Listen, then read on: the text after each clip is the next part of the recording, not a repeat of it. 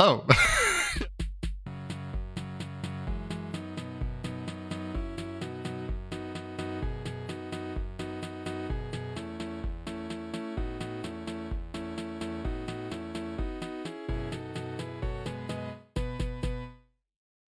There we go. You go. Well, okay. Wow, excitement. No, I just last time I turned off the timer bit, so it switched. It should have switched to the intro bit, but it didn't. It switched to us, and we were like, course off guard. I thought I had more time, but I didn't. Hello, welcome to Shots Fired. Welcome to Shots Fired. Welcome to Shots Fired, episode 4. Episode 4. Uno, dos, tres, cuatro. Episode 4 for our Spanish friends abroad. Yeah, and we will be doing the entire episode in Spanish. Hola. Hola, ¿cómo estás? Necesito más salchichas. Oui. That's the name. I said I need more sausages. That's okay. Wow. Get you a butcher. Get you a butcher. That's what I say. I like a butch anyway. Hey. We're off to a great start. Amazing. Welcome to Shots Fired episode 4. Today we've got a full-packed show for you. We've got so much to say. Is there enough time to say it in, Max? Is there enough time? I mean, we can go as long as we want. So I guess I've got a show tonight, so we've got until about 4 p.m. today. I've got to clean the house today. So you do. Yeah. You do. Would you get onto that in our segment of domestic bliss, which will come later on. We also have. I want to say thank you once again. I keep saying it once again. Thank you to everyone that is engaging with us through Instagram and through other social media about anything we say and we do. The polls for the red flag films have been amazing. They've been hilarious. We will cover that later on today because there's some controversies. There's some of those films, Max, that I want to defend to the hills. Yeah, there were some wrong opinions in the chat. Like everyone has an opinion, but your opinion can just be wrong. And I think some of those people were just need help. And I feel like we're just there to help and support you now. So we will cover those later on today. There's loads of things we've got to say. You've got tons of things to say.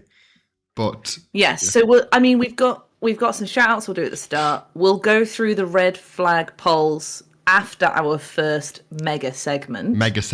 All will become clear. Mega segment. Yeah. We've got a bunch of domestic bliss or domestic miss. Really excited to talk about that. And we've got some wonderful world news that has happened that's positive and uplifting. Because that's the vibe today. To start your weekend or week whenever you listen to this.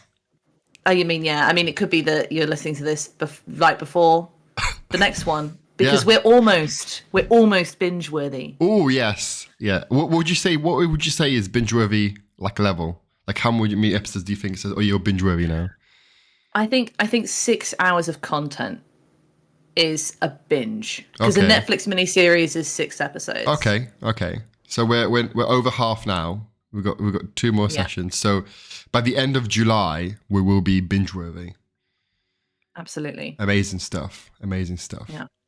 And let's begin our first mega segment. Well, no. Sorry. Having just said that. Okay. Shout outs. Go on. Lol. Okay. Happy anniversary to Stephen and Rachel. I hope you have a lovely day. And I'm not going to message you because I'm going to leave you in peace. But have a lovely day. They're expecting their first child end of August. So I'm very excited. Baby shower's coming up. It's all good vibes. So happy anniversary, guys. 6 years, I think. Yay. Is this a wedding anniversary? Yes. Happy anniversary to you guys. Well done for making it work for 6 years. They're high school sweethearts. Oh, really? Yeah, they met at secondary school and they made it work long distance all the way through university. Rachel was in Manchester and Stephen was in York, and they made it work. And it's just a proper little love story. But it's a fairy tale. Oh, that's really It cute is. and adorable. Oh, that's so nice. Yeah. Yeah. I've got some family stuff that'll make you cry, Eryk. We'll talk about that later. Okay. So should we go to the mega segments for today's episode? Yes. So, as you might have noticed, viewers, if you're watching this on YouTube, I am tanned. Eryk is gorgeously tanned. I am gorgeously tanned. I am a different Bastard. man. I am a new, improved man. That's because You got an ounce of vitamin D, and now you're a yeah, reformed character. yep. Amen to that. One of the viewers put, but Oh, it's Skegford. Skegford's back. Yeah, he's back. Yes, I was burnt because, okay, the big reveal is this year I attended the 2023 Glastonbury Festival of Contemporary Arts. I think that's the full name of it. It's Glasto, innit? Yeah, Glasto. And out of those 5 days, Wednesday, Thursday, Friday, Saturday, Sunday, I wore sun cream 2 times out of those 5 days. Sick. Yeah. I thought I was good. I thought I was safe, Max. But the sun. I'm sorry. Did you think you were more powerful than the fucking sun? My ego is that big. Yes, my ego is that big that thought I was powerful than the sun. And, all right, Loki. and my forehead, my nose, and my chest here. Oh, is this too much? Is this too much skin? Get your tits out. Over here is all burnt and painful. So I got given some after sun, and I've got some here. Do you want some? oh, thanks. Yeah. Yeah, thank you. I've recovered now. I've recovered now. Nothing is in pain, but I am nicely tanned, as you can see. So yeah, 5 days of Glastonbury. That's for a mega segment today. What can I tell you, Max? What can I tell you? It was the most magical, transcendent, amazing experience I've ever had in my life. Wow. It wasn't all sunshine and rainbows. It wasn't all sunshine, unicorns, and rainbows and leprechauns. It wasn't. It was. Go, make a list of 5. What else was it not? So you had 3, and then you went up to 4 because you added leprechauns. Fairies. Stunning. It wasn't all sunshine, rainbows, unicorns, leprechauns, and fairies. It was good. So anyway, we set off here from Nottingham, or Ilkeston, if people want to know. Who is we? Myself, my housemate Daniel, and my friend Vicky. We set off from Nottingham at midnight on Tuesday. We drove to midnight on Tuesday. Yeah, but there was no traffic. There was no traffic, and the ride was so easy. Like we were there in 3 hours. We were there probably by 4 a.m. in Glastonbury. Yeah. Bruh. We then packed a trolley. So one of our friends that we work with, I work with, Ian, he's been to Glastonbury like 7 times. So he's given us a lot of tips about what to do, what not to do, where to sleep, what campsite to go at. So we had a lot of pre Glastonbury teachings about what to do and what not to do. So if we were going in blind, different experience, but we were going with some sort of know-how about what to do. So we got there for 6 a.m. Well, we were there at the line for 6 a.m. So, and from 6 to 8, we were just sitting on a camping chair. I fell asleep. You are old, so that is completely. There is. Hang on, let me find a picture of me like dead asleep on a camping chair in a queue. Oh my god! In a queue, that's the show. And we then 8 o'clock the doors opened, and the lights telling me now people love to queue. British people love to queue, and we queued for an hour, zigzagging on a queue to get into this festival. And but were you, having done this massive thing of leaving 8 hours? Oh, this is it. This is me. Look at this. Oh yeah, go on. Wow, stunner. Yeah. This. So I love it. But like having left 8 hours early to yeah, do this big trek, were you alone in the queue? Was there thousands of people there already? there were loads of people there. There were loads of people there. Like Okay. I can't tell you the numbers, but you know, we got in and we probably by 12 o'clock midday we got to where we wanted to get to, but it was just a constant stream of people coming in, and it was just a constant, like, you know, people walking in, and I can't, the amount of people, like, there were, the Glastonbury can only have a maximum of 230,000 people on site, and that includes guests, and that includes people that work there. For reference, I have some fun facts about Glastonbury later that has some fun numbers. Okay, in it, so. Well, for facts, as I know this, Elton John had 120,000 people. But the thing is, people arriving. So people arriving Wednesday, Thursday, Friday, and even Saturday morning we were going to places. People were still arriving, so people were still arriving on those days. But Wednesday and Thursday is when people mostly arrived. So we got there. When we got to where we wanted to camp, we literally lied down on the floor for a good 5 minutes to rest because we were so exhausted, and the sun was so high, and it was so.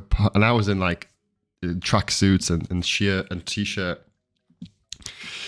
So yeah, so it was really hard. It was just exhausting. You know what I mean? Like, you've been up for quite a while, and I did sleep in the car for a bit, like a child. But obviously Vicky, who drove, and Daniel, who was really just excited, they didn't sleep at all, so they were pretty knackered. But we undid the tent. I've got a big 8-man tent who takes probably seconds to do up. We did all that. We put it up. We then put our camping beds, because we were posh. We had camping beds. We didn't have air beds. We didn't sleep on the ground like animals. We had camping beds. You know. So are you sort of a happy medium between camping and glamping? To an extent. Were you fully glamping? No. To an extent, we don't have a toilet. Right. And the shower situation we'll get to in a minute.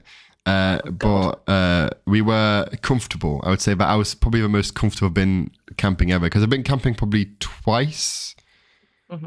Twice I've been camping. Yeah, one time I went with friends. Daniel was part of that group, and we camped on like an airbed.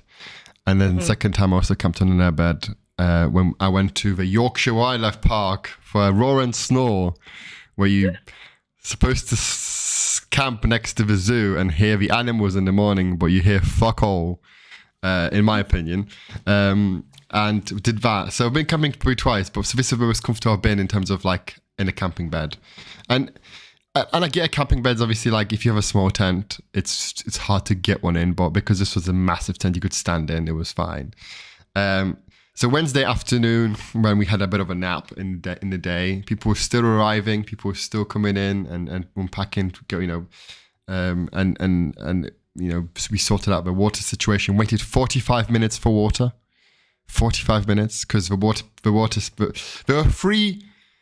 were two major bad things about that festival. One of them was water, and one of them was the crowd management situation, which we'll get onto later on, which was a bit of a serious topic because it was dangerous, in my opinion.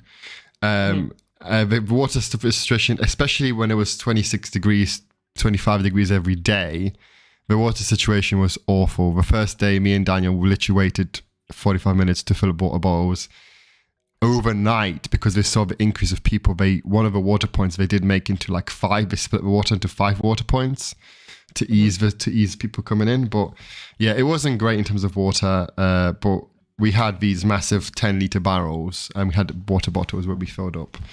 So that was fine. But yeah, for Wednesday we walked around like half of the site. So we walked like that. If you've been to Glastonbury, so you might know these phrases with like the park area, where the Glastonbury sign is and where the Rainbow Tower is. We walked around like the Shangri-La area, and which is quite interesting. It's some people what say, is it? So Shangri-La area is very much, I would say, quite. The term I would use is quite political. I would maybe say. I don't know if that's the right word to use. I don't know if that's the right word to use. Not where I thought that was going. So there's like one bit where it's like a healing circle, and there's a lot of different sort of like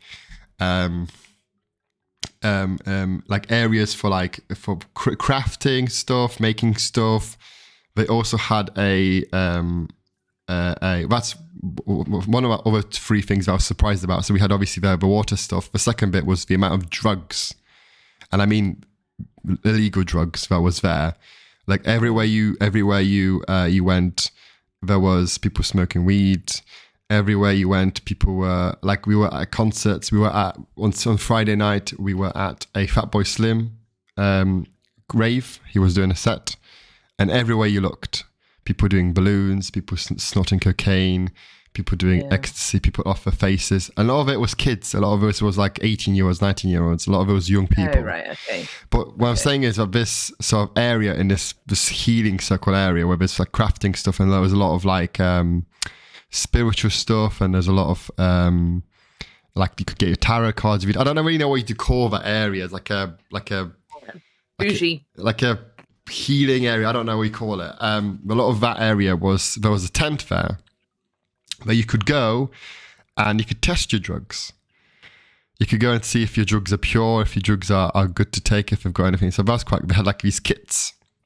With the police just squatting in the back, like waiting to jump on anyone who went into that. I'll be honest with you, there was probably zero police at that event. I've not seen a police officer at that event. And security were pretty poor. Like, yeah. What? I didn't see any police, no. Wow. And it was very interesting because and there was a chart in the tent that gives you like what kind of experience you want to have to what kind of drug you should take, which was very interesting. Yeah. What? Yeah. How is? But. I didn't stop to read it, but I just saw it. I'm like, that's very interesting, and moved on. Anyway. I mean, I guess it's that whole thing of like the cool parent that's like, if you're gonna do drugs and have underage sex, I'd rather you do it in a safe place at home than out on the streets and end up in a ditch. But like, that's quite interesting. I suppose if it's inevitable, especially if you don't have any bloody police around or any security, people are gonna take drugs. Yeah. But people they may as well do it safely. Yeah. Max, I was at Rick Astley and the Blonde Blossoms doing the Smiths covers, and there was a man. I haven't got my glasses, but there was a man. Oh, hang on. There was a man in front of me who had a bullet with some cocaine in, like a necklace with some cocaine in, and all he did was he took off his glasses, got one of the ends of the glasses, pop it into the bullet, and then snorted into. And then just snorted. Yeah, in broad. What a refined gentleman. Max, broad daylight with everyone doing it, and no one batted an eyelid. No one, like that scene in Batman Dark Knight Rises, no Dark Knight, where it's like Joker's like, someone dies and no one bats an eyelid. Literally, no one cared. And it was just a shock, because if he went to town and someone did that in town. Well, Nottingham's a different town. I don't know. Maybe in Nottingham where people went batting. I mean, you talk about the tube being people who do random shit like shit on the tube and piss on the tube. No one bats an eyelid. I've seen people do. I saw these young girls who were maybe. I would be surprised if they were 18, to be honest. It was a Friday night. I was on my way to work, so it was 4:30 in the afternoon, and these young girls, they had balloons. They were doing gas on balloons, and then this girl just brought out Coke and just did lines off of her friend's arm. At 4:30 on the tube, and I'm like, these girls are gonna die. They're gonna fall through the tube gap, or they're just gonna die in the carriage, and I'm gonna be the muggle that has to sort them out. And I was just begging them in my head to get off before they did something, and I had to be responsible for these women. I was like, but they just doing lines off each other in the 4:30. There was kids around, like. just whatever. Speaking of death, two people did end up passing away at Glastonbury this year. There was one man, I think. Every year people die. The thing is, you think that, but like two people, and Glastonbury isn't a very like if you talk about Leeds Festival, which is people have been speaking to, is heavily on drugs, but the two people that passed away was one man. He was just a man who passed away on Sunday, and there was one man found on Tuesday who was part of a crew. None of them are suspicious, but I don't know if it's down to drugs, down to down to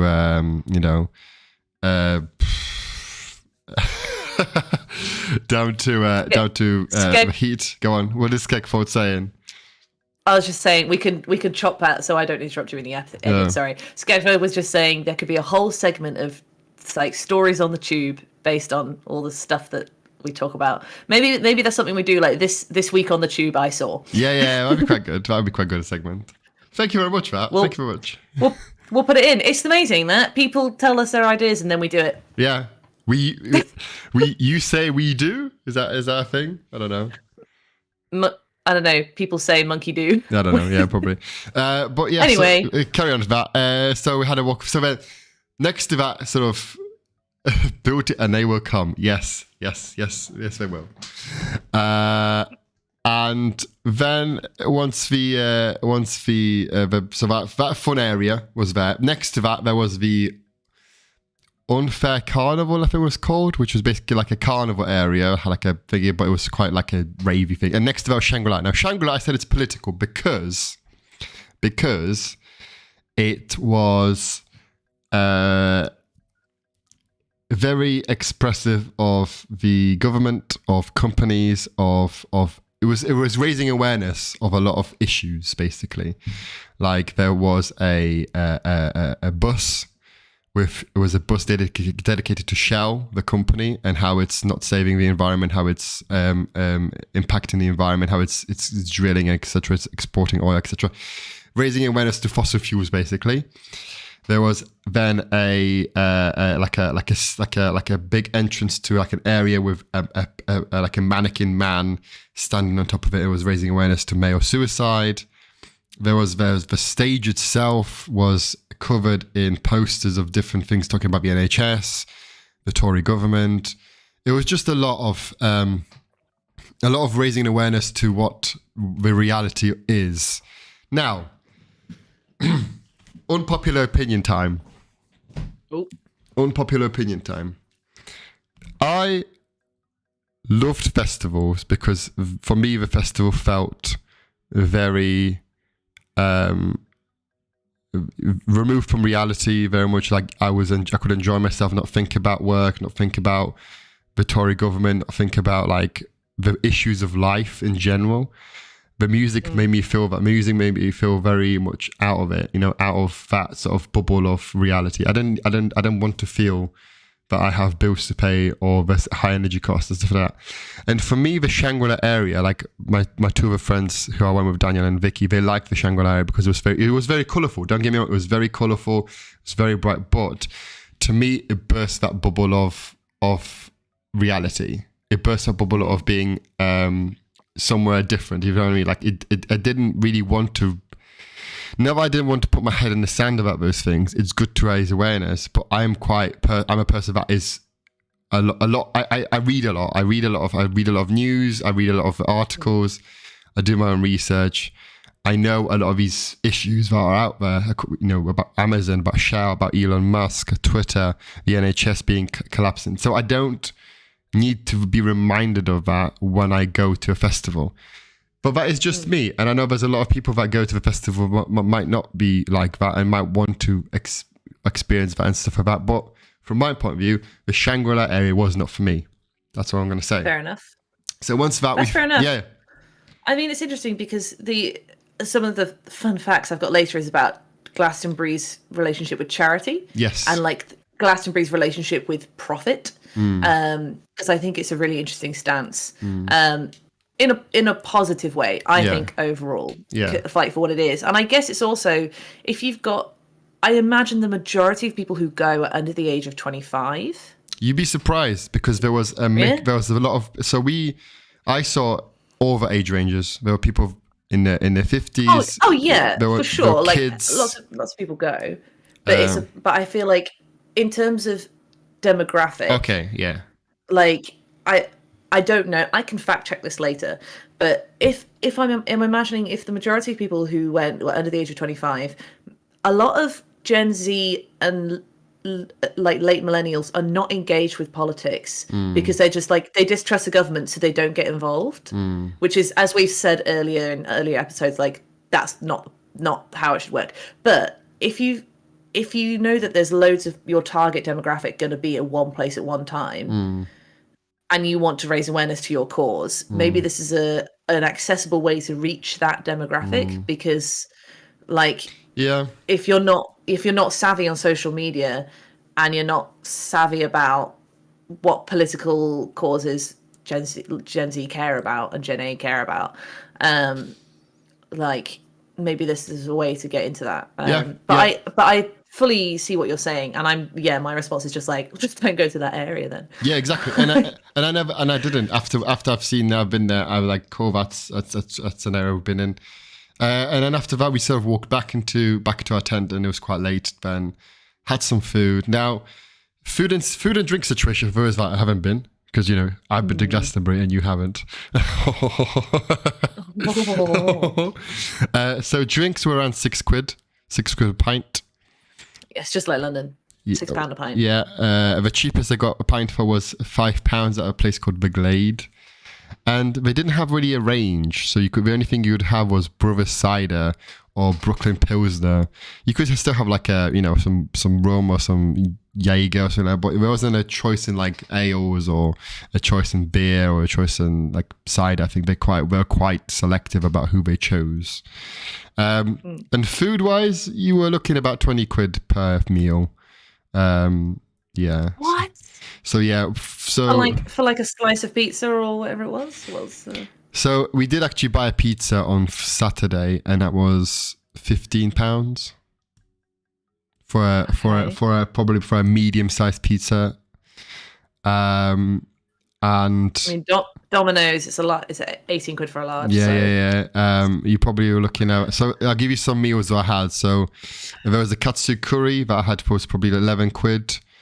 There was a burger that I had it for £17 because you were buying a burger and the fries and the drink separate. We're all separated, you see. The best food we had was on the last day, was on Sunday. We had these chicken strips from a place called Cluck, and they were chef's kiss. They were really, really good. You got 3 chicken strips, either in barbecue, Korean, or buffalo sauce that we had to choose, and with fries on the bottom, and it was delicious. So much so that we had them twice, before and after Elton John. Elton John and chicken tendies. Yeah. I had some desserts. So I had a crepe, which was good. I had a waffle, which was nice, and I had a chorizo. How do you say it? I say it 3 more times in 3 different ways. And chorizo, chorizo. I don't know. No, there's no J in chorizo. I had one of those. I think the chorizos were great. Why am I in an earthquake? Why is my camera just? So anyway, went to bed. Bed was great. Went to bed. And then Thursday came. Now, Thursday, we're going to talk about the shower situation. Because you're like, Eryk, how did you stay clean when you're not smelly? Well, there are showers at Glastonbury. There are 2 places you can shower at Glastonbury. However, there's always a massive queue. And they were miles away from where we were staying. So we developed this unique way of strip showering, having a strip shower in a tub, in a plastic tub. When you say strip shower, do you mean just being naked? No. So what we did was we put a couple of liters of water in a massive plastic tub, basically plastic. Yeah. We used to carry stuff in. Put a couple of liters of it in there. Then we added. When we took it outside, in our swimsuits, swimming shorts, something like that. washed our hair, washed our body, rinsed it, and then we went inside the tent to wash our private parts. And that was sort of what we did. You did that all together? No, no, separately. We're not that close. But we did that separately. Daniel might disagree. We do some roleplay cleaning later. Oh. We'll get onto that, everyone. Yeah. But separate, we got to that separately. So it worked. It was fine. But from experience, we looked at what other people did, and people had these massive bags, huge bags, were filled with water, and they have like a shower cap at the shower thing at the bottom, and then they just wash that. And then someone next to us had a poo tent. You know, one of those like small, square, really tall poo tents. Yeah. And a mate just stood outside with a bag, holding a bag, and then that's it. That's all they did. Oh wait, so they weren't using the poo tent to poo; they were showering in the poo tent. Yeah. Because I always think it's really funny when someone's in a poo tent and then you just lift the tent off them and run away. Wow, you're mean. Because it's not got a bottom; it's just like it's just four walls. Like a four-wall cover. Yeah, and it's just a tube. And someone goes to a poo tent, and you always can spot a poo tent because a poo tent looks like a poo tent, and you just lift up the tent and run away. Not that I've ever done such a thing. You are a rascal. You're a rascal, Max. Oh, thanks. That's sweet. I think the one of the best ways I found we tried to baby wipe, but it just wasn't the same. It wasn't the same. Like for faces is fine, but for bodies it wasn't. But carry on, sorry. That's right. One of the best ways I found to like shower in the wild is you do need a friend, but it can be done without a friend. You just lose a bit of water. But what you can do if you don't have a friend is find a tree, get a big a bucket or just a big plastic bag full of water, put it in the boughs of a tree or get a friend to hold over your head. Just some holes in the bottom and it'll just just do it. When I was living in a sort of shack in Bonaire, we had a system for that where every day it was someone's job to fill up the shower trough, which could hold maybe 50 litres of water. So someone would have to get up at dawn, and everyone got up at dawn for different jobs. But someone's dawn job was to fill up the water trough. So you had to go to the well, hand pump the water, and make 4 or 5 trips up with a big wheelbarrow of buckets up the hill to fill up the shower. And then we had a plank that you just pulled the plank aside, and the holes would be then unstoppered, and you'd shower. But you were limited to you'd wet yourself, and you'd get water on you. You put the plank back, then you put on all your soap and your shampoo and everything, and then you'd pull the plank again, so you weren't ever standing in free flowing water for more than about 30 seconds at a time. Yeah, because it was such a ball ache to refill this fucking bucket that everyone was like, "Yep, 2-minute showers, that'll do." And you had to. I mean, that's what we did. We said we all had a shower, obviously separate water, but you know what? It was cold water, so it was refreshing, and it sort of kick-started you in the day. Like it sort of knocked you in the face, which was really, really nice. So that was Thursday. We decided to do that, and then Thursday we walked out to the other side of the park. So we went to the woodsy stage. We went into the pyramid. We went to the pyramid stage because we're still setting up. Bought some merch. Got a t-shirt from Glastonbury. And then we walked around the circus area, which was amazing. So that was my other bit. Like, I was going to say this when I close this segment, but you can go to Glastonbury and not see the music because there's so much going on. There's so much going on in terms of after I came back, I was looking at TikTok and Glastonbury TikTok, and people went to Glastonbury and went for the circus acts, went for the shows, the carnivals. There's so many comedians that go. There's so many live acts. So next time, if I do get an opportunity again to go next time, I would really look into more of who else is there, like what else is there to do, to just fill up my day. Because I feel like there's a comedian, or there's a show, there's a talk, there's anything like that. You know, they had cinema. They had a cinema there that was showing current movies. Like, and guess what else? Guess what they were showing? What were they showing? Puss in Boots. Did you see it? No, because it was a day after. Right, listen. Eryk Godomsky, I swear to God. It was a day after I noticed they were showing Puss in Boots. But I was so disappointed. The reason they were showing a lot of animation stuff, I've read, is because they had a massive influx of kids. And if you were 12 or under, you can come in for free. Stunning. But would you, that's a question for the audience, and we might have to write this one down. Would you take your kids to Glastonbury? Are you writing this down? Yeah. Would you take your kid to Glastonbury and leave them at a cinema for 2 hours to do something else? Depends how much LSD I've had, I suppose. Let's not have as an answer. I mean, were they dedicated kids areas and they had staff to watch them? I don't know because I don't know where it was, but I don't know what the situation was. But it was very much like, why would you leave? Like, if I was there with my kids, I would be there watching. Obviously, if it's Puss in Boots, I'd be there watching it with my kids. Obviously, I still need to watch that film. But like, I wouldn't leave my kids at a fucking festival. You know what I mean? Like, 210,000 people are there. I wouldn't leave my kids with like no police, no security, and drugs everywhere. Yeah. Would you take your kids to Glastonbury at all? That's another question. But I've seen loads of kids. At interesting concerts. Like, I was at Maneskin, the Italian band Maneskin, who won Eurovision 2020. Anyway. I'm glad we managed to mention Eurovision in every single episode that we've done so far. Yes. And people were there with kids.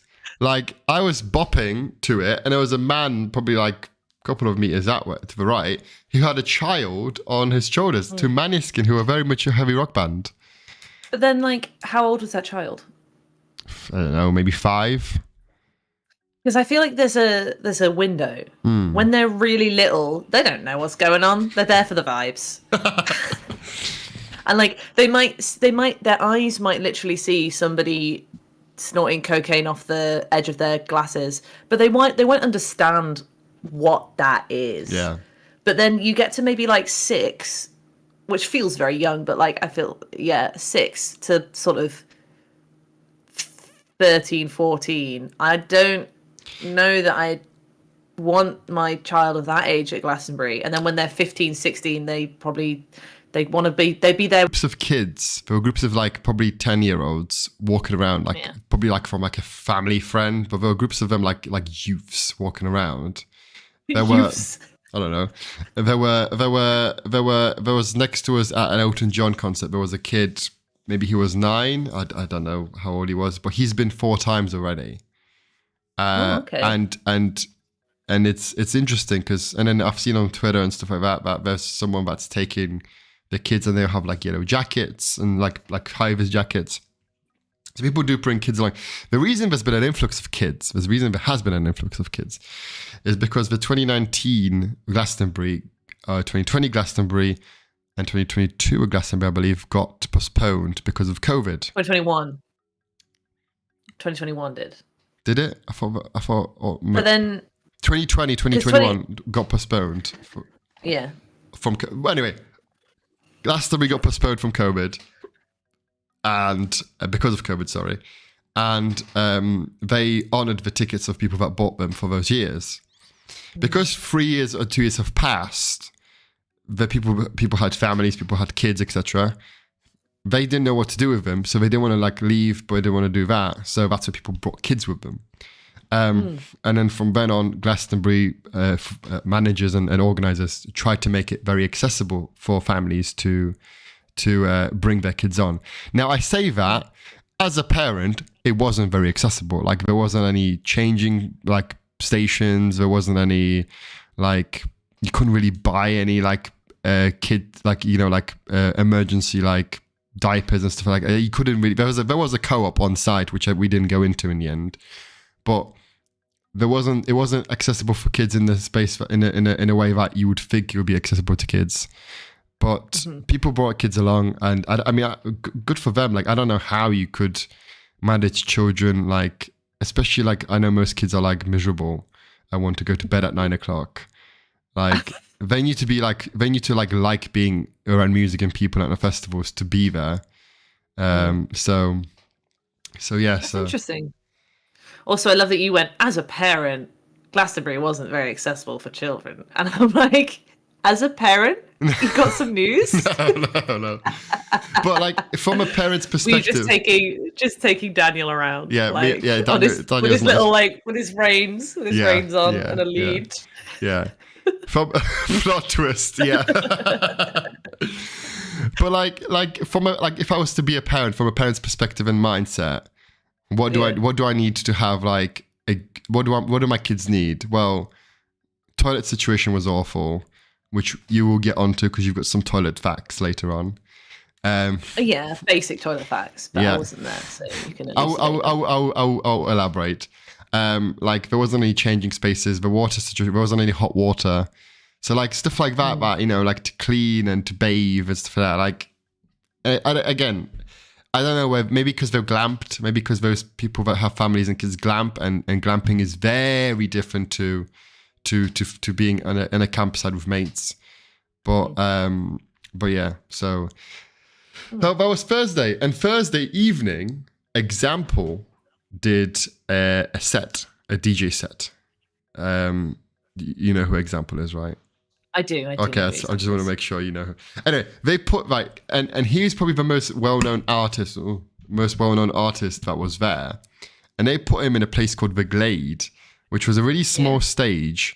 And when you have a very well-known artist go to a very small stage, it gets very cramped. But so where The Glade is like on a corner of like a crossroads, and the whole crossroads was filled with people. There was people everywhere. There was people left, right, and center, and people just didn't know where to go. It got very cramped very quickly, which brings me to my next point about what was not so rainbows, roses, unicorns, leprechauns, and fairies about Glastonbury, which was. I think was it roses before, or have you added roses? I don't.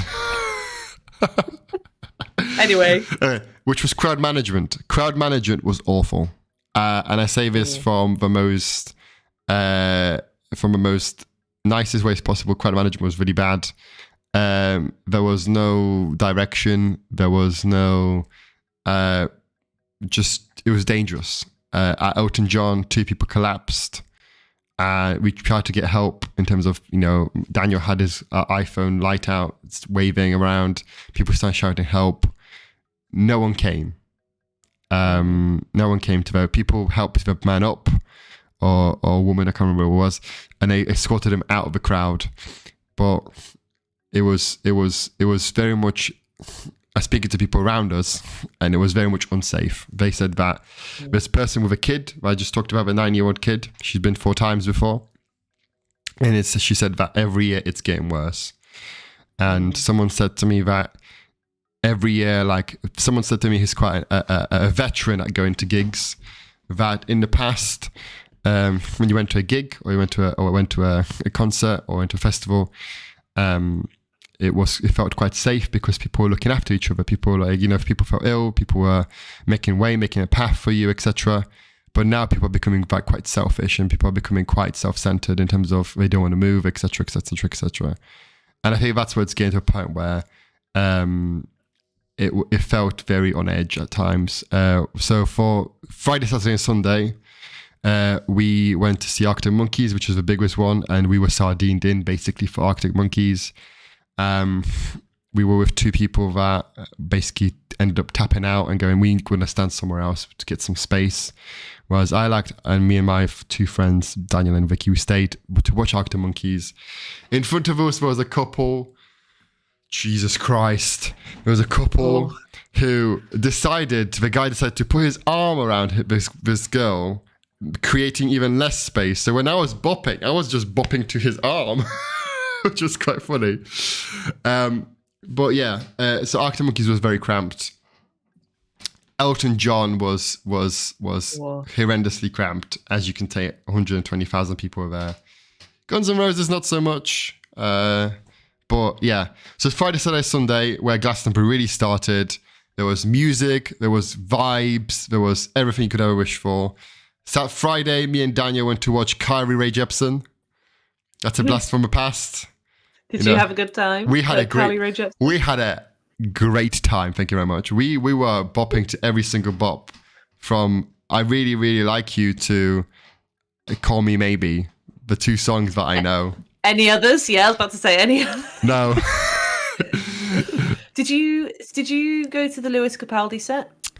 I didn't, because it was on Saturday, but Daniel did. I didn't. See, I watched a little bit of the highlights on telly, and the Lewis Capaldi set really stood out to me because I think he's a fantastic artist. I love his stuff.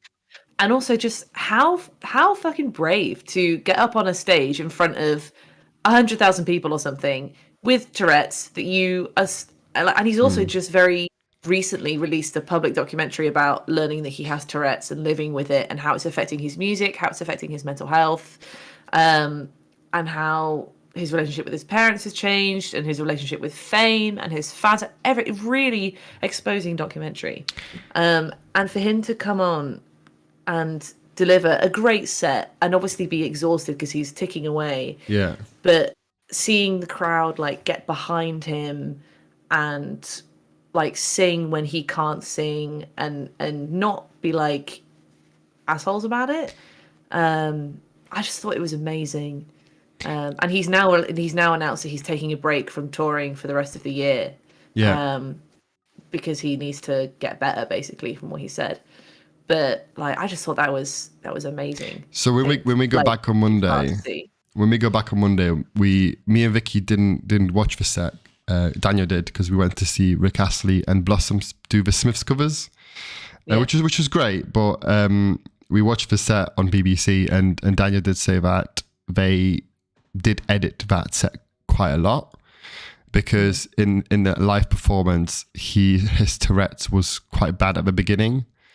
And the BBC did edit majority of his Tourette's out of the actual show, so that was quite good of the BBC to do that, so that people can enjoy the show. I don't know if it was good in terms of raising awareness or not, but you still saw it. You can't not see it. I was in bits after. I openly say that if I was probably there watching it live. I did cry at quite a few songs because they meant a lot to me during the whole 3 days. But if I was there watching it live, I probably would have been in bits, because it was a very the way the crowd carried the final couple of songs. It was beautiful. Yeah, and they're pure beautiful. They're his biggest hits. Everyone wants to hear him singing them, but the fact that he couldn't, and that. And, it could have gone one of two ways, because people could have been assholes about it, be like, we've paid to see you sing it. But they didn't. Yeah. And they just got behind it. And because, they're his fans and, they know. Yeah. It just, it's lovely. I've got all the hairs on my arms. And he's a lovely man. He is a lovely man. And I did say, because he did come to Nottingham, because Nottingham do a Tourette research and stuff like that. So he has been to Nottingham. Yeah.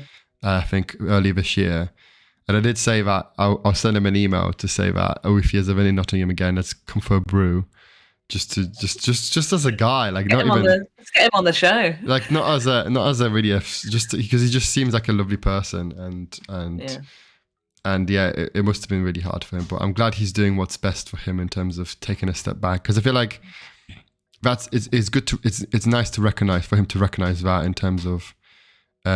He needs time away, because I feel like sometimes rock stars and superstars don't take that time away, and they just go deeper and deeper into their their issues, if you know what I mean. So And then, then they burn out, and then they turn to vices to try and cope with fame and everything else they're dealing with. I mean, I don't know if you watched the Arctic Monkeys set, but Alex Turner. I turned it off. Not a fan. Not a fan. I am a fan of Arctic Monkeys, but is Alex Turner the leading man? Yeah, right? Which I currently have a bit of a guy crush on. Really? Oh no! Like, he was singing in such a way that made it impossible for fans to sing along. Yeah, I'm like, that's an asshole move. Like, I know. People want to get into it, and he was just. I was like, come on, man! Like, he changed the tempo on so many of his songs, where I just had to slow down, and at one time I just gave up because I just couldn't sing with him because he changed the way he was singing, and it was just frustrating. Like, I get what he wants to do, but his new stuff, that chamber, his old stuff, I bet you look good on the dance floor, etc., etc. Those are quite fasty-pacey songs, and he would just change the tempo on that, and then during each songs he would just make random comments like, say, space pigeons. And go, effective, very effective.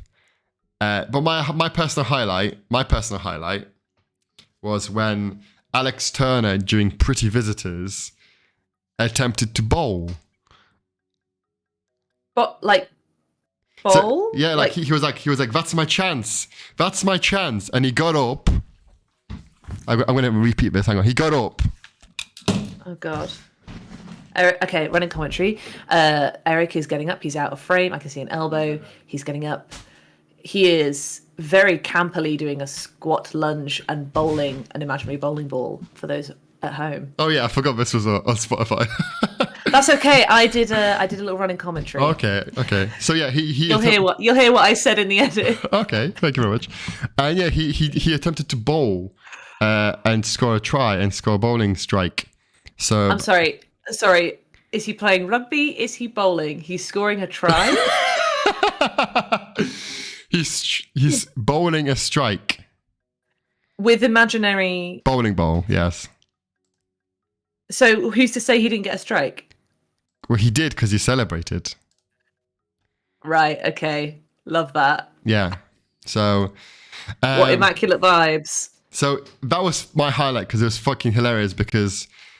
he did that at different shows, but then on a day later he went to Edinburgh and he saw some seagulls, right? He saw some seagulls flying past the set, and he was like, release for birds, and I'm currently just personally concerned for the man. Is he okay? He's probably just taking something. I mean, probably a bag of cocaine, but I don't know. Cheeky bit of cat. But there's loads of that at Glastonbury.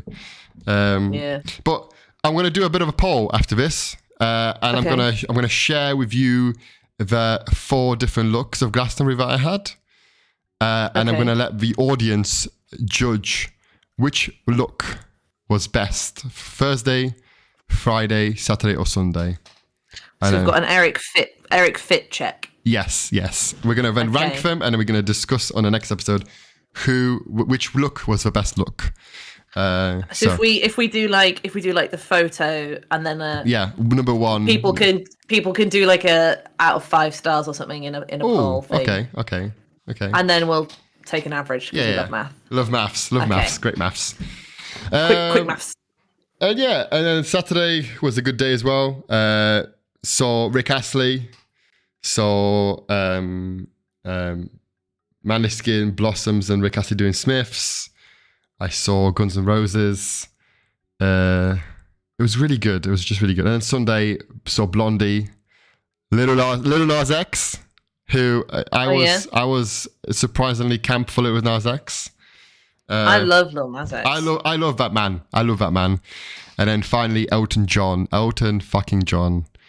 At the end, ending his career. There were... I don't know if you want to save his next point, but during one of the songs called Your Song, there was a proposal. Yes, we can get onto this. Yeah.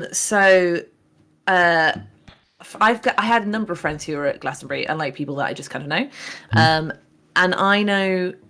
There was the two strangers during Elton John who got engaged during your song. Yeah. Congratulations to them. Congratulations to Mark and Marshall. Congratulations to Laurie and Eunez, Lauren and Nathan, and Seb and Tia. And Seb I went to secondary school with, so that's a bit of a blast from the past. They all got engaged at Glastonbury at different points. Probably most of them within your song. Yeah, everyone going. No, it was very beautiful. It was very beautiful. Do you have a favorite Elton John song? I really like Rocket Man. Okay, yeah. Yellow Brick Road, I really like. Yeah. I guess that's why they call it the blues. Sorry, it's hard. Oh, there's so many. But my first instinct was Rocket Man. That was the end song for me, and I'm gonna save this now, and I'm gonna send this. I'm gonna end this segment now. I've been chatting on this for about an hour now. You have. It's been a segment. Mega segment. Right, closing statement. For me, Glastonbury. We've got some Glastonbury facts coming up, but I can go after. For me, Glastonbury was an incredible experience. It closed a lot of chapters of my life that I had open and I have been using to move me forward in my life and bring back as experiences. You know, I so some people know I was ill. For some people know I have had a lot of family problems, stuff like that. So and previous relationship problems. All of those chapters in my head have fully closed on that day when the final fireworks set off for Glastonbury. Glastonbury for me felt like it was a season finale for that chapter of my life. And I've now I feel like I have opened new doors. I'm ready. As Elton John has said, "Are you ready for love?" Is that a song? I don't know. Oh, you're ready for love? Yeah.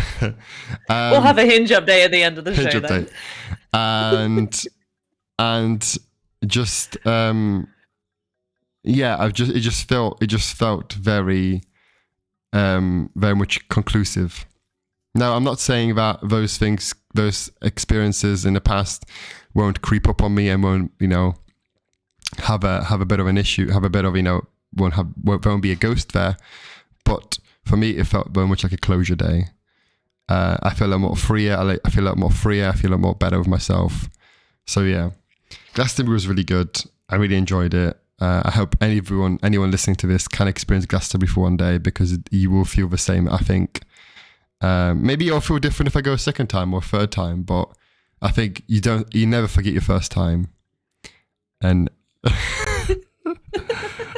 first time's always a bit special. It is, yeah. Sometimes it's a bit awkward, weird smells, weird sounds, weird sights, but it's always special. Yeah. So that's it. Thank you very much, guys. Thank you. Woohoo. In this essay, I will. Yeah. I have some fun facts. Okay, fun facts. Go on. Okay, so at Glastonbury, it takes 6 weeks to set it up. There are 50 all year round permanent staff. 67,000 passes were for staff or crew or artists. This year there were 210,000 attendees. Mm-hmm. Of the people who went, it's pretty even split between married, in a relationship, and single people. Mm-hmm. It's not just like 90% single people looking to hook up. It's actually almost 30 split. Oh, interesting. Yeah. The overall average age is actually 39, although the age group most highly represented are 21 to 25-year-olds at 18%, but close second at 17% is 41 to 50. Seeing as Glastonbury is 45 years old or something, it's 47, I think. That makes sense. People who could have gone every single year. The most ordered food was pizza. The most ordered drink was lager. And then the biggest selling item of merch was bucket hats. Yep. Closely followed by sunglasses. Which my friend Daniel purchased both at the festival. Well, there you go. There we go. Statistics speak for themselves. For the 210,000 people, there were 2,086 porta potties. Yeah.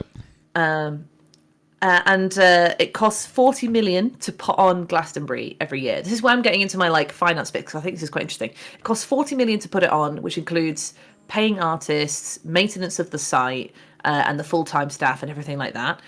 £2 million minimum goes to charity. Mm-hmm. Charities that pay in Shangri-La or whatever. So that was Greenpeace and WaterAid, which charities were. Yeah, there you go.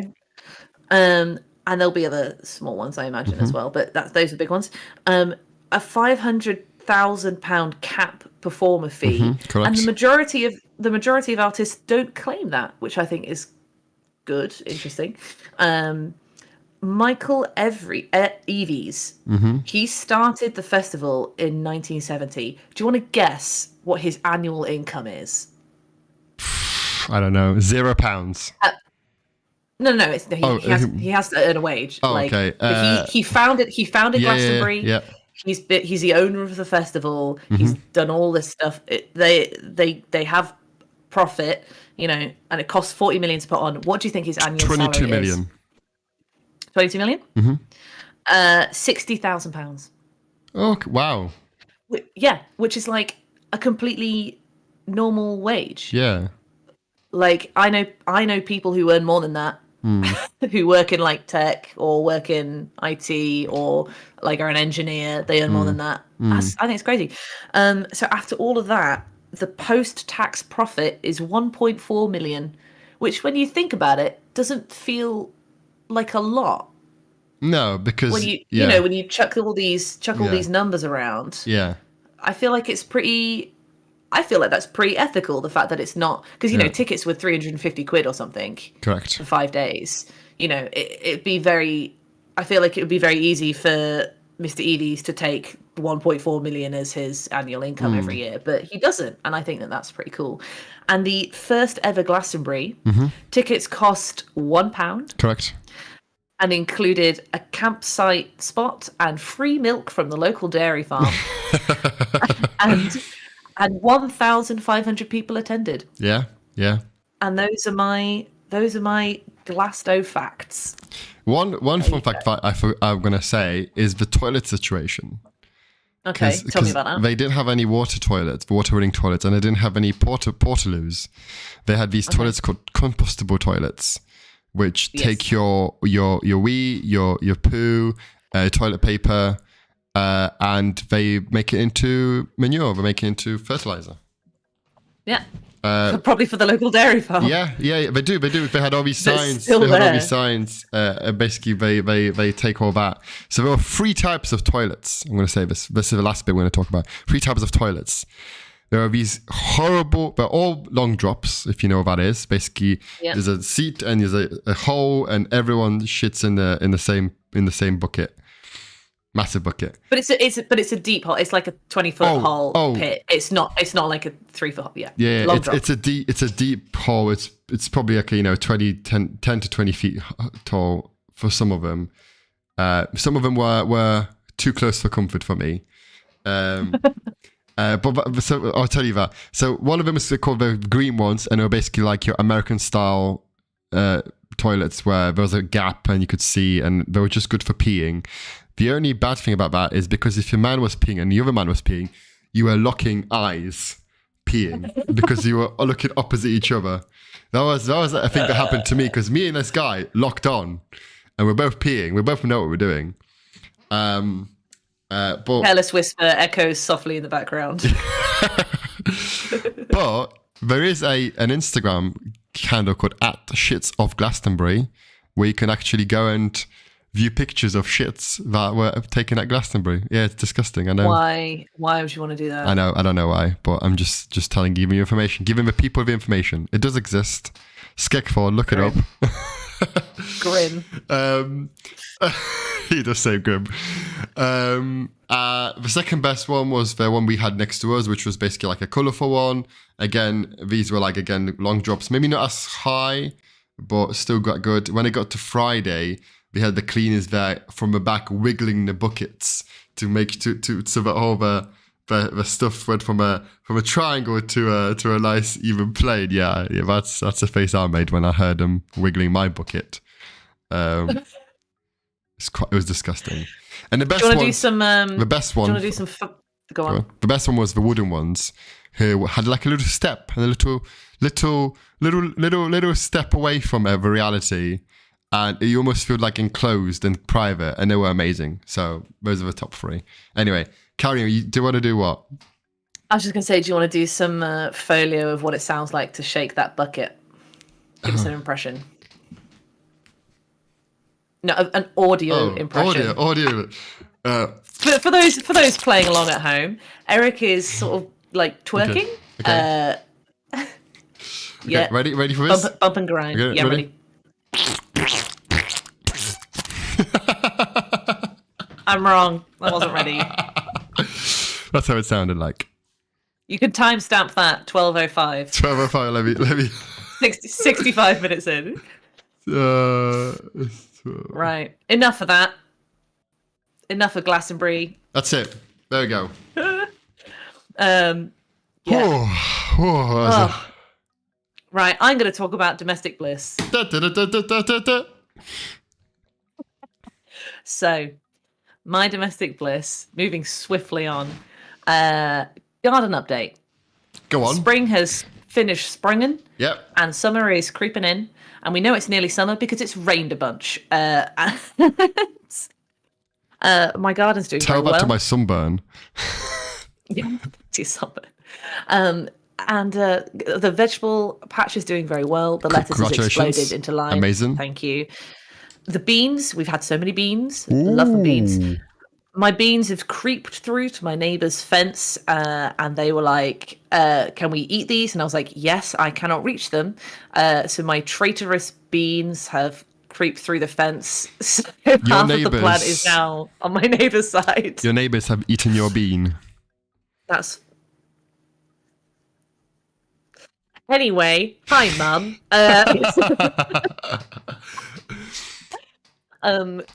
They've also eaten some golden tomato cuttings that we had, and some chilies because my chili plant's been very abundant. And courgettes started to spout out little babies. And my mum told me the secret to courgettes is the courgette plant will spit out 2 very little ones, 3 very little ones. Cut them, let them grow about 3 inches. Cut them.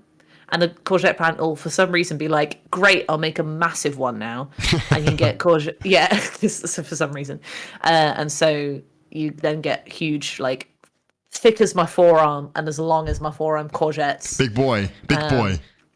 Big boys. So, yeah, that's my garden update. However. Go on. Disaster struck. And I had a little meltdown because when visiting home. Yeah. I went to go see my family. That was great. Spent the day at the cricket. Fantastic day, by the way. Very nice. And as we left, we raided my parents' herb garden, and we took home some fresh rosemary, some fresh sage, and some freshly cut lettuce. Love that. However, everything just went into the fridge. And on Wednesday, I was like, oh, I've got all that lettuce. I better start eating it. So I opened the bag that's been in the fridge for like 3 days. And I pick out some leaves, run them under the sink, and put them on my plate. I then turn around to get whatever it is out of the oven I was eating. Turn back, there is a slug. There is a slug on my plate. And I know that logically, slugs exist and that they eat lettuce.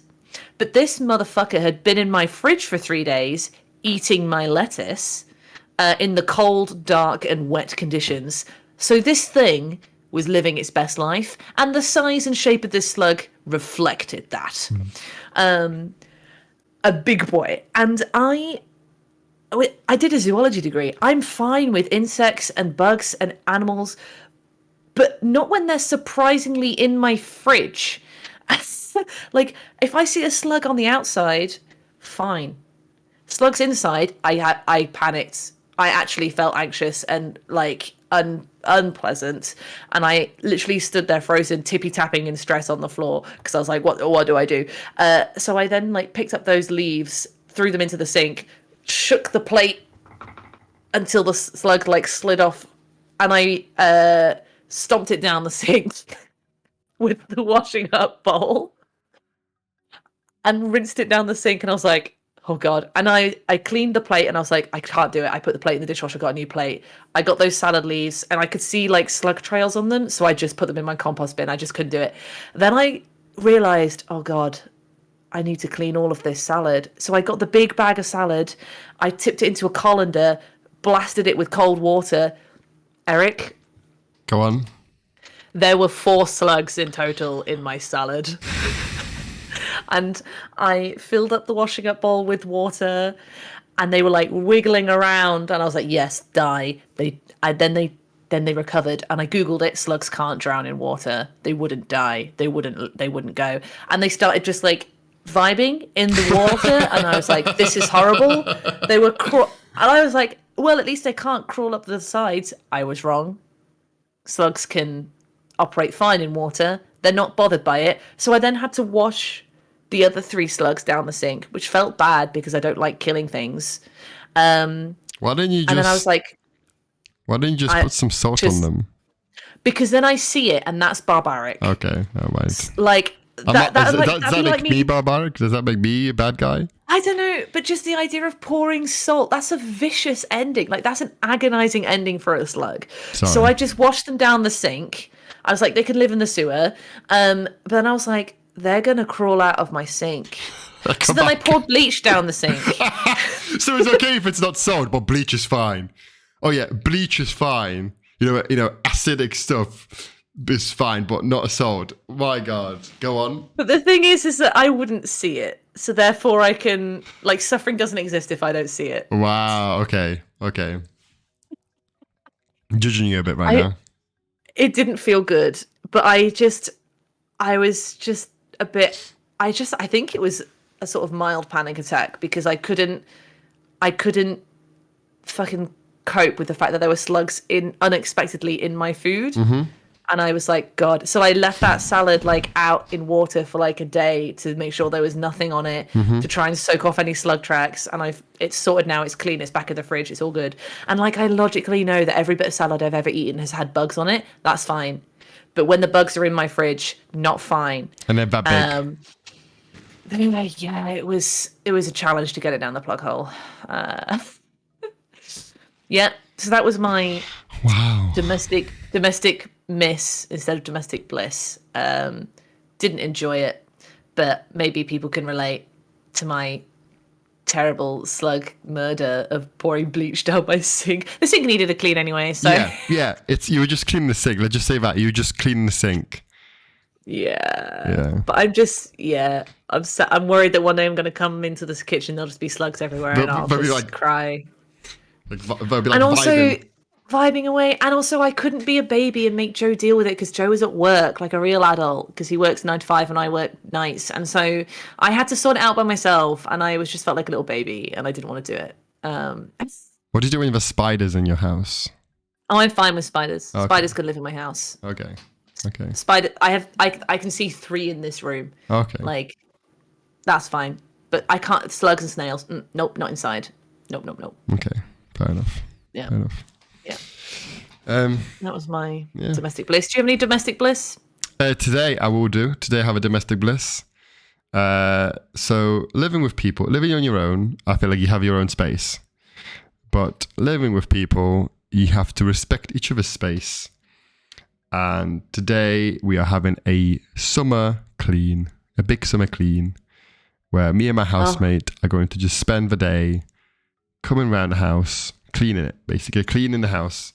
So we've got jobs, we've got roles to do. Roles, yeah. My role bit of role play. Bit of role play, yeah. My role is to clean the bathroom and to hoover the living room and mop the living room and kitchen. That is my role. That's my job. Very nice. So, do you have a little maid outfit? No, not for viewers or him. No. But yeah, no, I don't. We'll put you in a little maid outfit on one of the fit check Okay. the fit check poll. Okay. Yeah. One of them. Yeah. Get on that. So one of them, yeah. So that is art, and it's good because like if you're a student listening to this right now, obviously, I guess, you know what it was like to be in a house, in a shared house, living with people. Obviously, Max, how it was like where people are like, let's have a clean, guys, because the house is a state, and some people cleaned, some people didn't clean, some people had excuses why they shouldn't be cleaning because this is not their fault. I think kitchen and living room were always the one that would always get dirty for us. And always bathrooms for me. You see, and then, I'm not worried about tidiness. There can be clutter around, but if things are dirty, don't like that. And bathrooms, especially. So when I was living in, I think it would be my second year, I was living with a man and a woman. No one was a couple or anything, but there was two female presenting people in the house and one male presenting, and the bathroom was the bane of my life because the kitchen, people can be like, well, I need to cook, so I need to move this stuff out of the way, and eventually it will kind of get cycled through. And because we were students, there was nothing in the fridge anyway, so it never really got dirty because there was no food anywhere ever. It was just freezer food, and it was just me and sometimes Liv that would eat vegetables. Carl didn't eat vegetables. But the bathroom, everyone used that all the time. Yeah, and in the place that's continually got hot, clean water in it, there's a lot of orange mold. Yeah. And I just, that house did not like it. Did not like living in that house. The thing is that I want to say is that I had obviously for first and second year, I had my own bathroom and I had my own space. So I didn't get that. It was only when I came into third year where we had a shared bathroom, but it was so small, you couldn't really make it dirty. You couldn't make it dirty, if you know what I mean. It was very weird. So yeah, no, but it was a good time, and I just loved. I don't know if it was a love and hate living with people. Like living with people now it depends if you live with someone good, you can have a great time. Me and my housemate don't have a good relationship, so everything we do is fine. But I could imagine living with people that don't like cleaning or don't wash their pots can be very, very difficult. I don't know. Yeah, and I think also with student stuff, I'm not very party-y, I'm not very clubby. And so, and especially in first year when I was in halls, I was in the party flat. Yeah. And so I was just unlucky because that's just the luck of the draw. Yeah. And so that was kind of hard. And I found that once I moved to London, I was living alone. Yeah. And you get used to it. And then I suddenly realized I kind of loved it because I knew where all my stuff was and everything like this, and the dirt was my dirt and I was having to clean it. And so, but that was good because it meant that now anyone I live with has to be an improvement upon living with myself. I will never go back to student-esque living. Oh yeah. Cannot do it. Yeah. Yeah. Should we talk about our red flag poll results? Yeah. Before we do, share your stories about living with people. So that's the next poll that we're going to do, is give me your best story about what is the best thing about living with people. What's the worst thing? Give us our opinions. We'll put a poll out today. But yes, living with people. Red flag. This one's a bit. So we wanted to do a big segment on this because the amount of responses we got from you guys was phenomenal. Thank you very much to every single person that responded to this. It's been amazing. It's been really fun. And we're going to start this off. So I'm going to get my Instagram up to see what there was. But please do start. Please do start, Max. Okay. So the question was, for anyone who needs reminding, is red flag favorite movies. As in, if someone says this is their favorite movie, you do not trust this person as a human being, as your fellow mankind. No, absolutely not. Get in the bin. the question was not what movie do you hate. The question was not what movie is a shit movie. And I feel like some people may have got lost in misplaced hatred because some of like great answers and some of them are just like, that's just a shit film. So we will leave it to people to decide, but no one has said they want to be anonymous, so I'm going to name and shame these people. First off, correct opinions. Red flag movies from Emma, someone who refuses to watch a musical because they think it's beneath them. Correct. That is a red flag opinion about movies. Yeah. Grease is a great film. Moving on. I will say that Grease had its time. I mean, and I can remember loving Grease when I was young. Can you give me some more examples of musicals that are made into films? Oh, are we doing this now? Musicals have been made into films. No. No, musicals. No. Can you give me an example of a musical that is a film? Because the first thing comes to mind is Grease, but I'm sure. I like Mamma Mia. That's a great film. Mamma Mia 1 and 2 are great films. 10 out of 10. Yeah. Would you count La La Land? I would count La La Land. I don't personally like it, but it counts. I've never seen it, so anyway. There you go. So yeah, movie musicals, or also people who just don't want to watch a musical. Okay. You're correct. Red flag behavior because they think they're better than you. Okay. Get in the bin. Yeah. Anda and Adam both said American Psycho. Correct. What? Correct opinions. What? No, they're not. No, they're not. They are. If someone tells me, I said this last time, if someone tells me that American Psycho is their favorite film, I'm like, they're gonna spike my drink. Or like American Beauty, like you're a nonce. I've not seen American Beauty. It's about a nonce. Oh, okay. Okay. Like if someone says that it's their favorite film because they're like, oh, but the artistry, the cinematography, I'm like, nah, stop. Stop. Nonce. Okay. Adam also had a bit of a rogue opinion. I've not seen this film, but Titanic 2, The Legend Goes On. And I feel like from recent news... Let's not make a joke. It's a whole bunch of stuff. So that's, yep. That's a tight enough of an answer, isn't it? We weren't making jokes.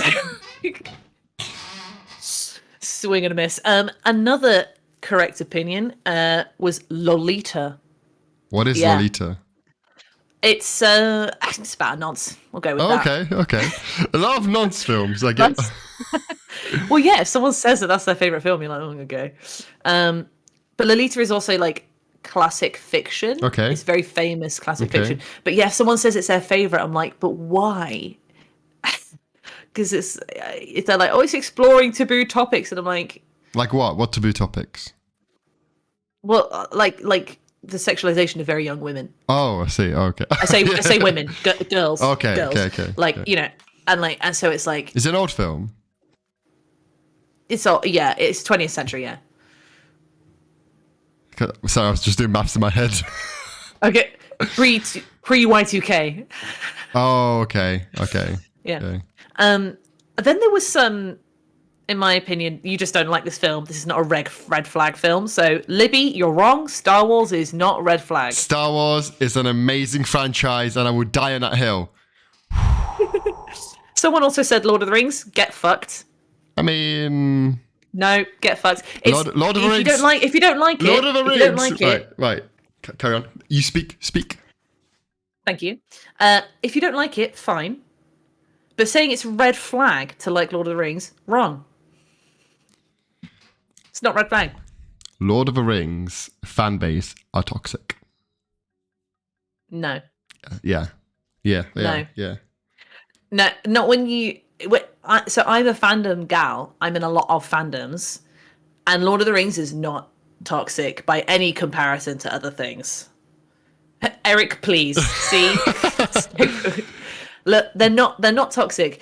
in every fandom you get the outliers who are weird, but the culture of the fandom itself is not toxic. Okay. No one in the Lord of the Rings fandom says, "Oh, you like Lord of the Rings? Name every elf in the Silmarillion." No one does that. Okay. Well, okay. But in Star Wars, though, if they were like, "Oh, I really like Rogue One," people shit on you. I like, love that's Rogue One. toxic. I love Rogue One. It's right, Yeah. right. But that you're not allowed to have that opinion because it's not one of the original ones. Like,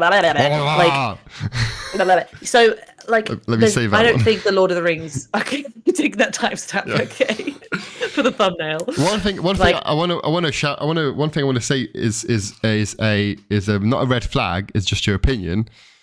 4-2 The Dark World. That is not a red flag. That is not a red flag. I think that was from Adam. So Adam, you were correct with American Psycho. Now you're wrong. Okay. Thor to the Dark World. It might not be a good film. It might not be your favorite film. It's not like you're not a cursed human being for liking that film. Interesting one. Parody movies, e.g. disaster movies. I would agree that they're not very good, but I wouldn't say that they're like red flag. Like if someone said to me, that like, oh, epic movie is, or like Bruce Almighty or whatever these like parody films are, like, if it's my favorite, I'd be like, okay, you have no taste, but you're not. I don't think you're gonna. Yeah. I think I could take you in a fight. Yeah. That's fair enough. I agree with you on that. We agree on something. Someone call the press. What is your opinion on Fast and Furious being said as a red flag movie? So I have a. I assume they mean the franchise. I think not so. Specifically the movie Fast and Furious. I must think so. Yeah, like Libby said, Star Wars. I'm guessing. Who said Fast and Furious? So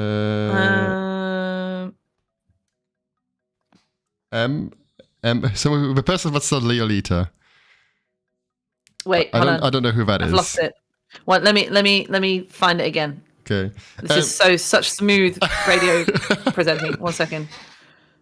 Responses. So Fast and Furious was said by, oh fuck's sake, Emma. Hello, Emma with the correct opinions about musicals. Yes. Fast and Furious. Now, I haven't seen anything up to date Fast and Furious wise, and I feel like they're just getting worse and worse and worse. And I have a best friend. I have one of my best friends who loves the franchise, loves the films, but they had their time in the sun.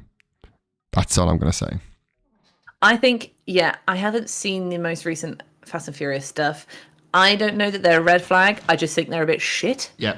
But if someone was like, if someone said like, oh, my favorite, I love the Fast and Furious franchise, I'm like, oh, okay, you're not gonna spike my drink, you're fine. But I wouldn't take them to the movies because they're probably like shit films like John Wick. John Wick is not a shit film. You just get a new dog. You're just heartless. You're heartless. I'm going to tell Joe he is dating a heartless woman. He loves John Wick, and I can't fix him. I'm glad he does because he has taste. Moving on. Clearly not. He's dating me. Moving on. I had a thing. I'd love to expand this theme of red flag stuff. Okay. Red flag games. I'm going to open the floor with Cards Against Humanity. Are we doing it now? I just think it could be fun to discuss, and we can put the poll in. I thought we were doing more. There's loads left. Is there? Loads left, yeah. Like tons. Is there? Tons. Hold on. Oh, Clockwork Orange. I've never seen that film. Can't comment. The book's good. Never seen the film. Wes Anderson films, it's not a red flag if you like Wes Anderson. Did Wes Anderson do Scott Pilgrim vs. the World? No, Wes Anderson does all like Grand Budapest Hotel and Fantastic Mr. Fox, and like it was recently on TikTok a big trend about in the style of Wes Anderson where it's very like square on to the camera and pastel and all that jaunty violin music. Yeah. Okay. Yeah. I mean, I've never seen any of his films to comment. I don't think they're red flag. Sometimes they're quite boring, but I think they're quite interesting. Because also like there's not a lot like Wes Anderson. He's made his own niche. Like you can spot a Wes Anderson film straight away. And I feel like a lot of modern films, they're all just kind of the same. Yeah. So, but having a niche and filling that niche, isn't that a bit boring because it's the same style every single time? But then you could say the same about Marvel and DC. It's the same fucking thing every time. I guess, yeah. Am I wrong? Well, Yeah. I mean, recently the content has been shit. I mean, yeah, there you go. This is Bella who has these opinions. Bella, by the way. yeah, and Bella. Suicide Squad, I will agree with this one because people who love Suicide Squad, like they want to be the Joker and they want to be Harley Quinn and they think that their relationship is perfect and it's actually fucked. Dog shit. So I will agree. I will agree that Suicide Squad is a red flag favorite film because the people who tend to idolize it are idolizing it for bad reasons. Yeah. But the next one that Bella said, I'm going to fight. I'm going to fight this. Yeah. I'm a fight. Are you going to fight this with me or against me? Depends what you say. Okay. Bella has said The Wolf of Wall Street.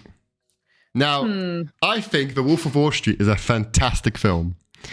I think The Wolf of Wall Street is a film that Leonardo DiCaprio should have won an Oscar for, not that other bear killing film called Revenant. That one, dog shit. Wolf of Wall Street, amazing film. Love everything about it. I will watch it if it's on TV. It's like 3 hours long, but it's one of the best films that I think it's great. I think the story of you're very close to your mic. I think the story is really good. I think the acting is great. I don't see what's wrong with it. I don't see what is wrong with it. Why do you not like it? No. Go on. I agree it's a great film. And I agree that Lenny the Goat should have...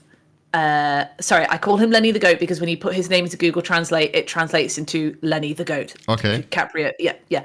He's always been Lenny the Goat in our family. Anyway, I agree that Lenny the Goat should have got an Oscar for it. However... it is a red flag favorite film because, and maybe this is just a female perspective, but the type of men who love that film want to be that guy.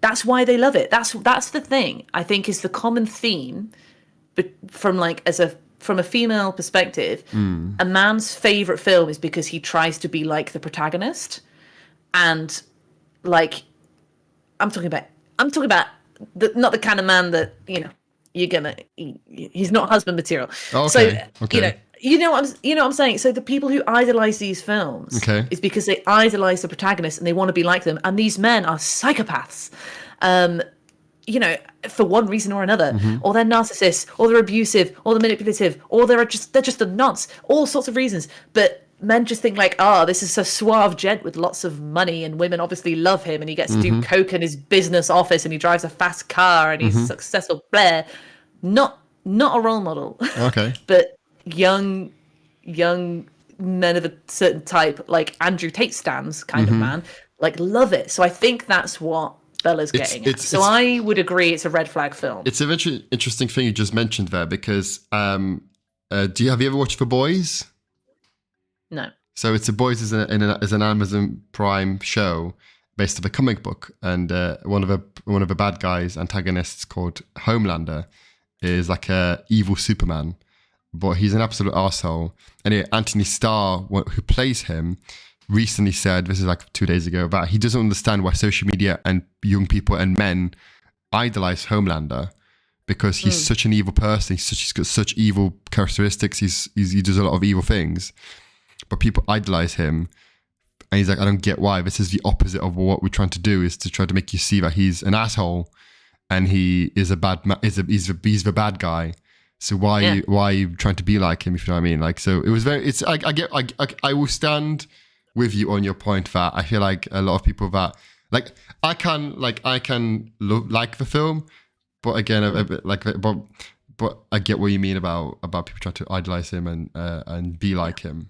And he did a lot of bad stuff. Like he did a lot of. At the end of the day, the guy who Leo plays did a lot of. Yeah. He broke a lot of, finance codes and stuff. So, and then I want to. This is the thing. I want to bring mine up. Yeah, that's. Yeah, we need to talk about yours because I'm very interested to get your perspective. So Eryk said that Bridget Jones films are red flag favorite films. Yeah. So now I'm interested to see like what this male perspective like flip is. So go on. This is exactly the same thing you just said about Jordan Belfort, played by Leonardo DiCaprio. The exact same thing where women who idolize whoever Bridget Jones in that film's at want the exact same thing. She's confused, doesn't know if she wants Hugh Grant or Colin Firth. Yeah. And that's the of it. So I honestly, and when that film comes up, I just gag. It's just such a red flag film. If you do like it, come at me. But if you do like it, I will. I just don't like it. That's one of it. You know when I think about, oh, what can I write? I was scrolling through my history of things I've seen, and Bridget Jones' Diaries was the number one thing. I just think that is a massive red flag. If you like that film, I know exactly what you're going to be like. I know exactly what are they like? Just confused. just in their heads about like, have a diary in your head, and you just like you're like your life's not a film, love. Like, yeah. In Bridget Jones, it literally is a film, though. It's a film. It is. Also, I like Bridget Jones. Well, is this the last shots fired we do? It's been a good ride. 4 episodes is all it took. Tell the viewers what happened the other day. Wait, what? Oh God, yeah. So I was like, what? So Eryk sent me a little text like, "Can we do a Glastonbury special?" And I was like, "No." And you were like, "Why?" I was like, "Well, what if people weren't there for Glastonbury, or they don't care about Glastonbury? Like, we should have some variety. We'll definitely talk about it, but we can't just talk about Glastonbury. And we've got the polls to go through." And you went, okay. and I read that as, this man hates me now. This is the end of the friendship. Like, maybe I'll send him a little TikTok to see how, and then you sent me some TikToks and I was like, okay, so I think we're still friends. But I was like, because you just put, okay. I think. And I was like, well, I've killed the friendship. He doesn't like me anymore. Maybe you're right. Maybe that I am just confused. I just don't understand men. No. And that's maybe it. It's part of being bisexual is that we're just confused. We just can't pick a side. Yeah. Just choose. No, I'm joking. Just choose. I have one more. We have one more poll to go through. One more poll we did about last week. The poll is Pulp Fiction. Oh yes. Is Pulp Fiction either the greatest Tarantino film, or is it boring as hell? Do you want to know the results, Max? Do you want to know the results? Tell me. 36%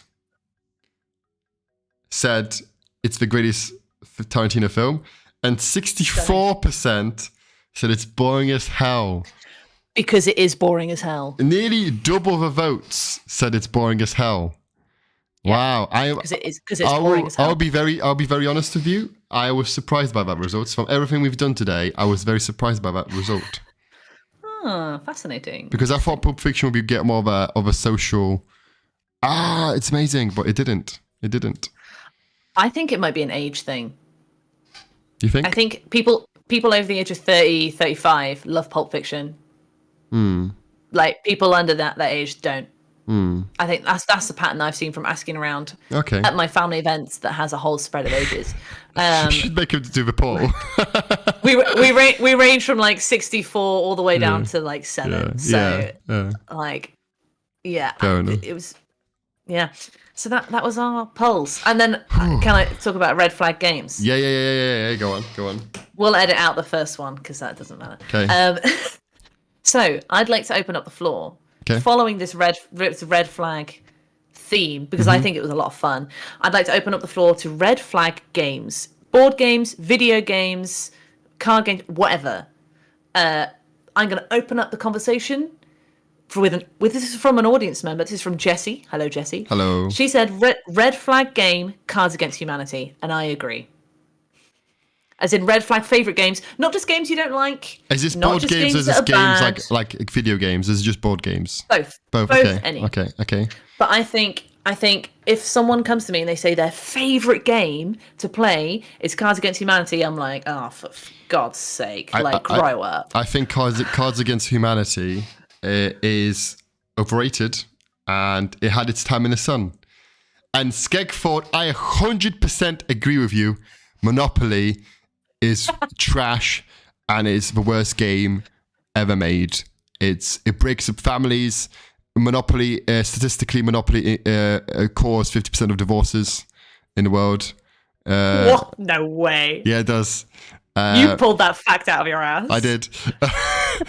But I honestly would not play Monopoly with my family. I would not play Monopoly with my friends. I would not play Monopoly with anyone because it just it's bad. It's awful. Yeah. And I agree.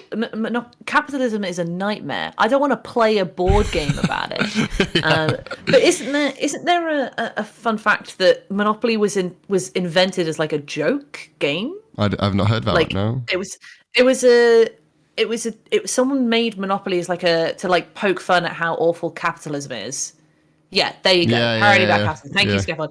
And then because of capitalism, it got picked up by people to make it, and then now it's in every home, and it's a horrible game. It just because I always, as the youngest person in the family growing up, I was obviously a couple of years behind, so my math wasn't as strong, my logic and reasoning wasn't as strong, my pattern recognition and prediction wasn't as strong, and so I didn't understand why I was always bad at it. And because it's about money, people get so smug about winning, and it's it always just makes you feel like don't get me garbage. wrong.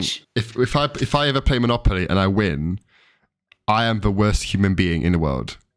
I am the most smuggest, disgusting human being in the world. That's why I don't play, because it brings up the worst side of me, if you know what I mean.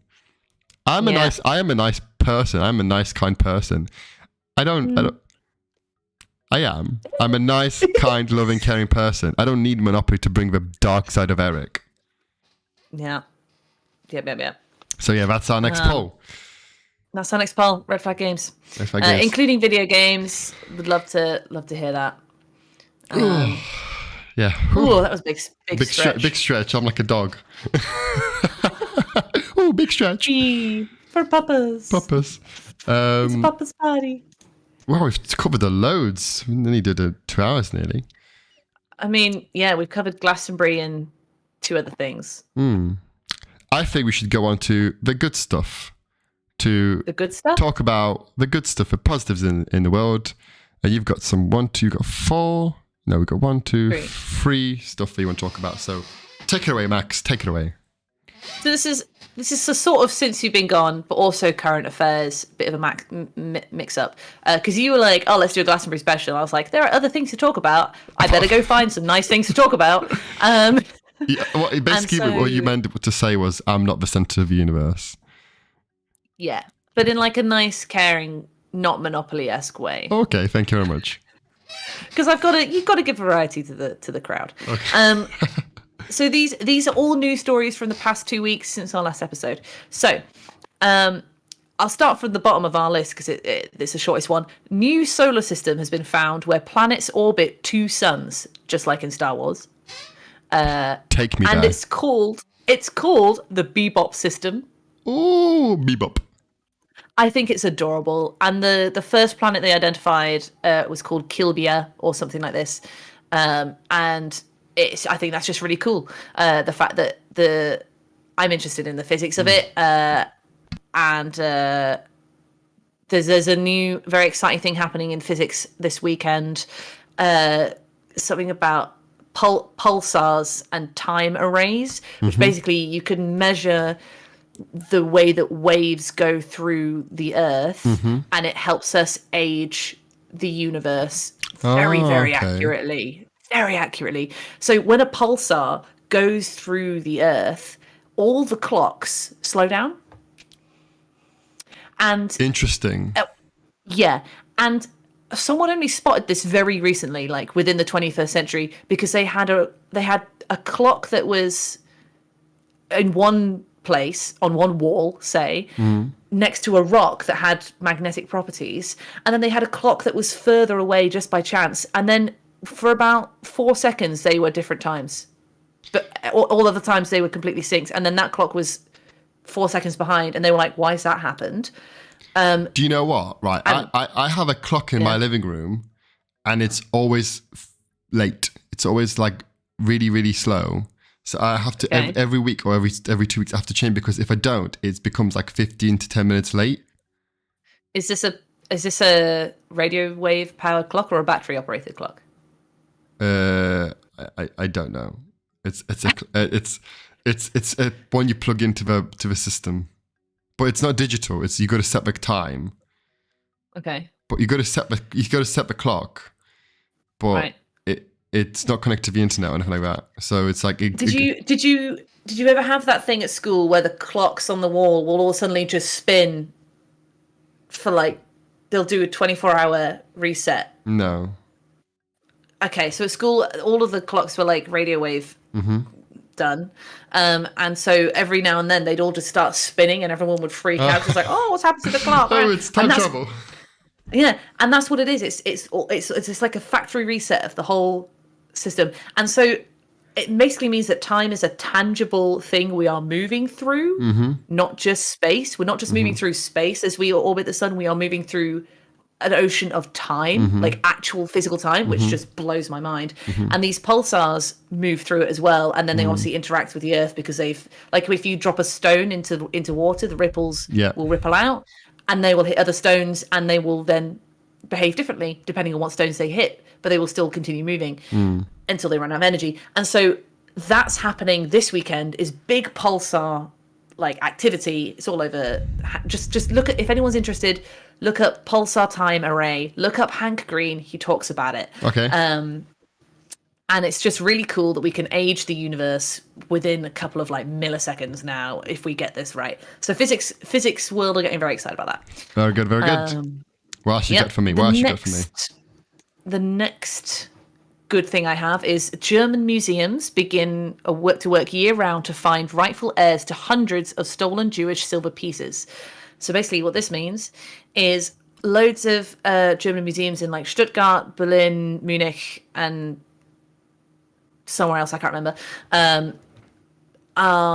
they've employed people full-time to track down the heirs to Jewish people who had to flee or were killed in the Holocaust, and they're returning their stuff to them, because that's been quite big in the media recently about the fact like the British Museum has nothing British in it. It's all stuff we've nicked, and Zimbabwe recently asked for their stuff back and we said no.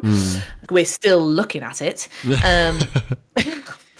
And so I think it's really amazing to see that this initiative is happening, and it's really interesting to see what the heirs are doing with it, because the silver pieces are not just sort of plates and spoons. They are significant religious artifacts, family heirlooms, not just sort of like wedding rings, like actually like religious important things. And some heirs are sort of keeping it, they're handing it to their local synagogues, or they're donating it to their own museums, like the Jewish museums and stuff like this. So I just thought that was really nice to hear that that's a big task. Being taken seriously. Big task. And I read the article and they were saying that the invention of 23andMe and Ancestry.co.uk has massively like expedited this task, because it's so much easier to find people. I mean, it's still hard, but it's so much easier to find people. Yeah.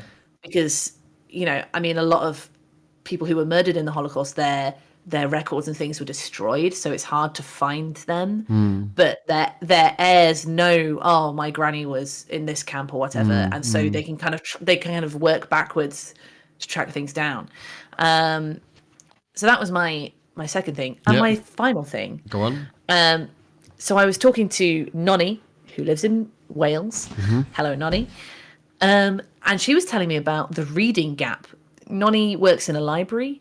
She's a librarian, and she was saying how kids kids break up for summer holidays, and kids that read for pleasure, it can be manga, it can be comics, it can be books, it could be instruction manuals for a Ford car, whatever it is. Kids who read over summer have something like a 40% head start when it comes to the start of the new academic year, because their brains don't have to relearn to focus and concentrate and take in information by written word, because they've been like working that muscle all summer.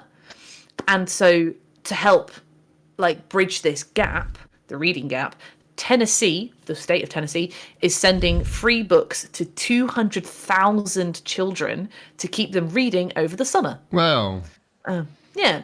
And it's like, and I was like, oh, surely it has to be like informative things, but no, like comic books count because it's just the muscle of reading. Yeah. Fan fiction, anything. That's like, incredible. It doesn't have to be like erudite stuff. Get them their Beano comics. So yeah, I thought that was really uplifting. Well, news of the world. That is some good stuff. We should do a segment of positive stuff, positive things at the end of each day to get us and the viewers to feel more positive about the world, because we are living in quite troublesome times, and it's quite nice. And these positive stories get like pushed to the back of the headlines, but it's really nice to raise awareness about them and also just talk about them, because it's, I said, kids reading. People getting the stolen jewelry back and stolen heirlooms, and a brand new solar system. That it's really exciting. Yeah. Oh. And in keeping with tradition, okay. Do we want to? Because we've not had one for a while. What's that? Do we want to have a Hinge update? A Hinge update. It's the end of the show. It's the end of the show. And that's what we do. It's the end of the show, and Hinge update is that I don't need it anymore, and that's the update. And I'll leave you with that. It's shut down. Hinge Bumble is shut down. It's gone. What? It's buried. And now we're going to end the show. Cue the music, and then that's it. What? Wow. Wow. Yeah. That's exciting. We've got a lot to talk about off air. Wow. Yeah. We'll talk about it after Hinge, after Shots Fired. Okay. What do you have next week? Let's fucking leave. I don't care. I'm not doing anything for the next 2 weeks. You're not doing anything the next 2 weeks. Goodbye, everyone. Let's go. Bye. See you later, guys. Peace. Oh. Are we doing it? Are we saying goodbye now? Yeah, why not? Yeah. Cue the music, baby. Bye, everyone. See you next week.